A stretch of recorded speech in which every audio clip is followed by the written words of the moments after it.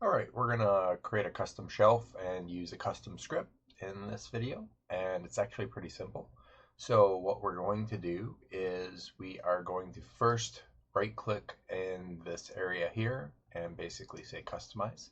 It's going to pop up this, and I'm just going to say new, and so this one is a custom script like so. And so once we do that, we will go back to custom script here. And then if you move, you can see that this is your custom script right here. We can just drag and drop that up here.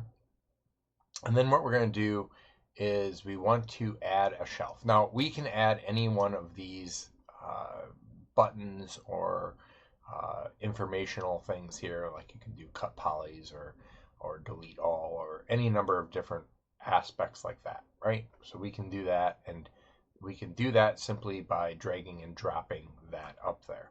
But if we want to add a custom script, what we're going to do is we're going to go to scripting, and I'm going to just run my script, and I'm going to use relink bitmaps.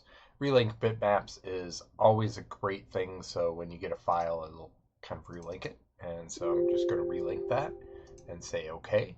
And then I'm going to go back to my scripts here, my customize panel, and I'm going to make sure I'm on my custom script.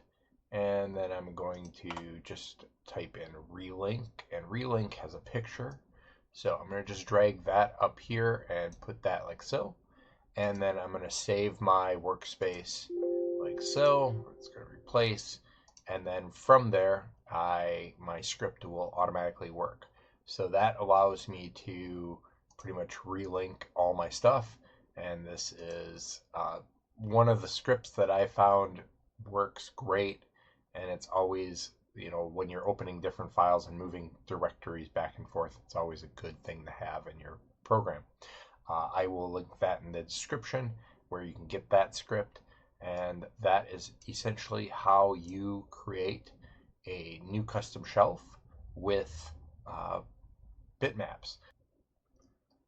And that's how you get a custom shelf. If you have any questions or need some help, feel free to reach out. I hope you enjoyed the video.